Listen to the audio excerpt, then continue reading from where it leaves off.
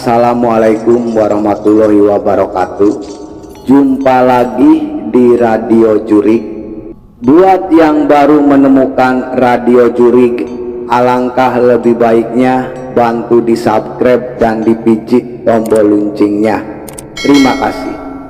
Kali ini Radio Jurik memiliki cerita yang berjudul Keluargaku Meninggal Satu Orang Setiap Tahun.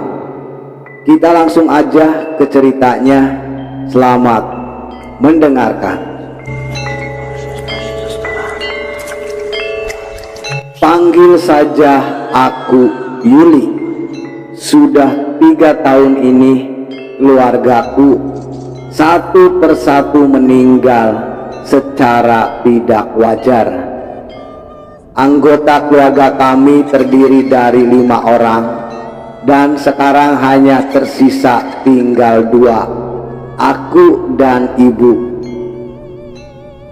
Tahun ini entah siapa di antara kami yang menyusul. Jujur, sekarang aku takut banget, takut menghadapi ditinggal ibu dan juga takut menghadapi kematian sendiri.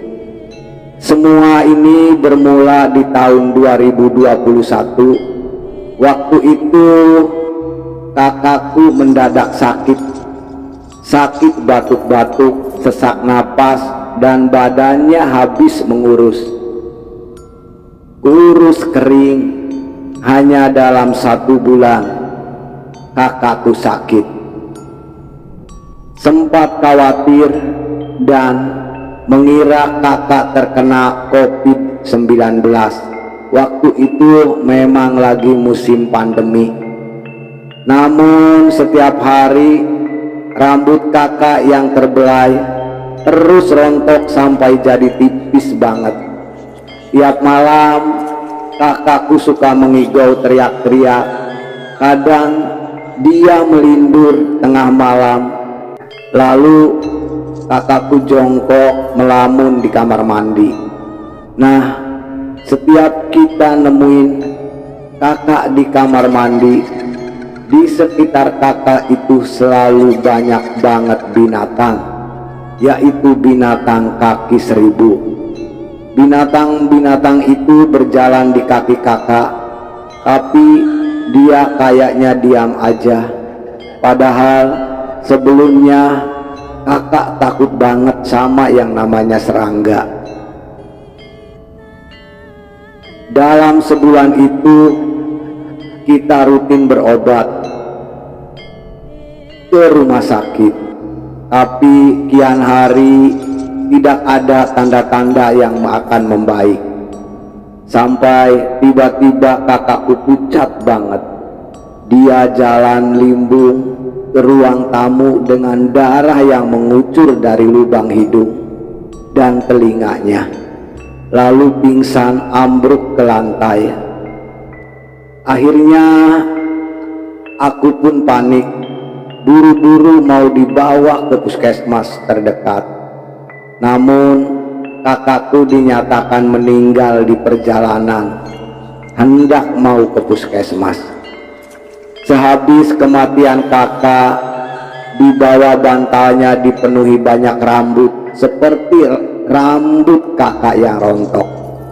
Kalian suka nemuin rambut di bawah bantal juga kah?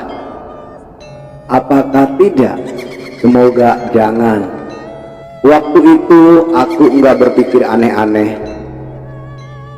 Kami sekeluarga tetap melanjutkan hidup sebagaimana biasanya. Seperti tahun berikutnya, yaitu di tahun 2022, bapak juga sempat mengeluh sakit kepala sampai dia menjerit kesakitan. Katanya di dalam kepalanya seperti ada yang jalan, sakit banget. Bapakku sedang ada di proyek pembangunan salah satu gedung di Jakarta Pusat dekat stasiun. Jadi besoknya dia tetap berangkat bekerja. Namun di hari yang sama aku mendapatkan kabar bapak jatuh dari lantai 7 proyek. dan meninggal di tempat. Tentu itu sangat mengejutkan bagi aku sekeluarga. Setelah kematian bapak, ibu juga nemuin rambut di bawah bantal tempat biasa bapak tidur. Aku anak kembar. Kembaranku bernama Yuni dan aku bernama Yuli. Sempat merasa janggal atas dua kematian keluarga kami dan rambut-rambut itu. Cuma waktu itu aku tetap berusaha berpikir positif bahwa kematian beruntun sudah menjadi takdir dari yang digariskan oleh Tuhan Yang Maha Esa. Tetapi perihal rambut-rambut itu mungkin saja milik salah satu dari kita yang tak sengaja tertinggal. Bukankah sudah biasa menemukan belayan rambut di kasur atau di lantai rumah tanpa kita tahu itu rambut milik siapa? Tapi tahun berikutnya, yaitu di tahun 2023, Yuni adikku sakit persis seperti kakakku dulu sakitnya. Badannya kurus habis. Hanya dalam 1 bulan selama Yuni sakit, setiap nasi yang kita masak di rumah selalu cepat basi.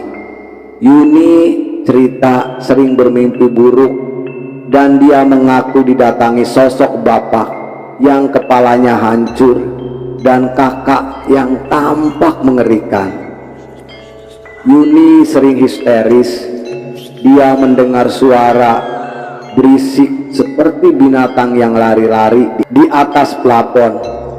Sementara aku waktu itu enggak mendengar apa-apa.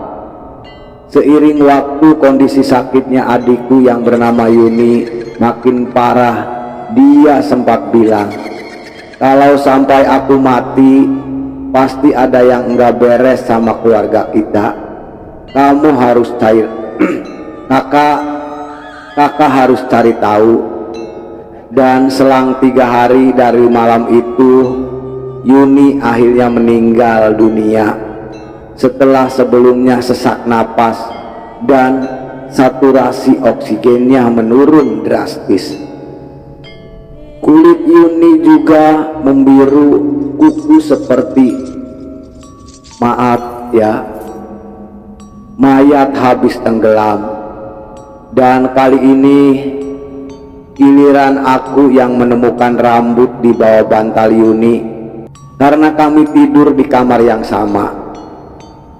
Sejak saat itu aku terus kepikiran kematian beruntun dan ucapan terakhir Yuni, sampai ibu meminta tolong pada orang yang pintar yang bilang kalau ada yang dijadikan media santet tertanam di atas tanah rumah kami.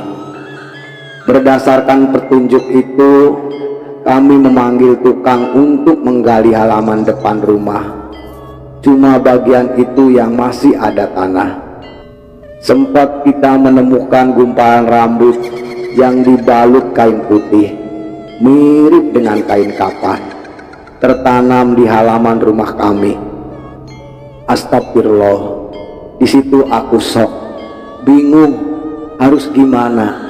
Orang pintar itu bilang kalau keluarga kami terkena kiriman santet, jika tidak dibersihkan maka akan terus berlanjut sampai kami semua mati.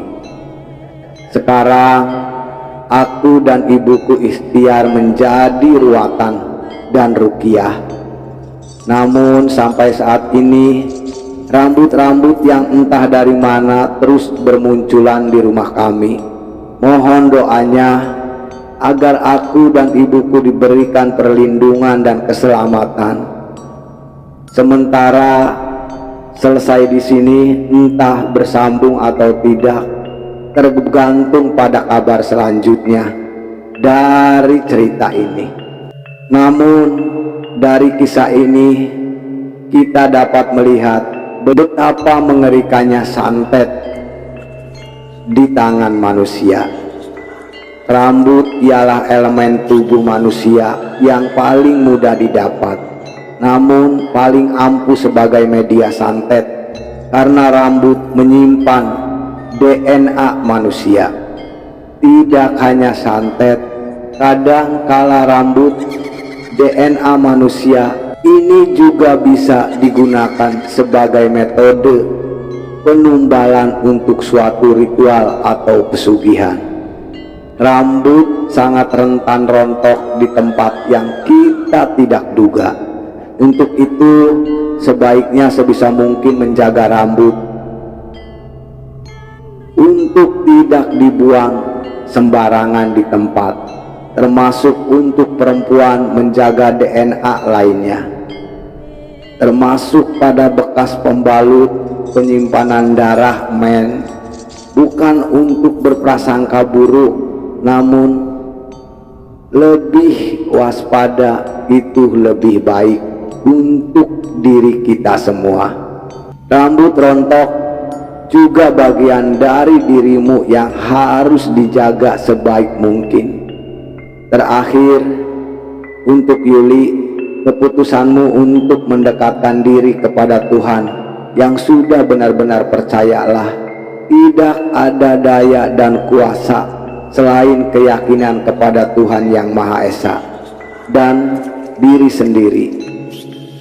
Mari kita doakan semoga inisial Yuli dan ibunya selalu dalam lindungan Allah Subhanahu wa Ta'ala. Amin ya Rabbal Alamin. Itulah cerita radio Jurig yang memiliki judul Keluargaku Meninggal Satu Orang Setiap Tahunnya. Sudah kami ceritakan, semoga cerita radio Jurig ini bisa bermanfaat dan bisa menjadi pelajaran buat memotivasi di dalam hidup kita semua. Buat teman radio Jurig, sebelum meninggalkan radio Jurig, alangkah lebih baiknya bantu di subscribe dan dipijit tombol loncengnya agar bisa mengikuti cerita-cerita radio Jurig yang lebih seram lagi, yang lebih seru lagi. Terima kasih. Buat teman radio Jurig, selamat beraktivitas dan tetap semangat.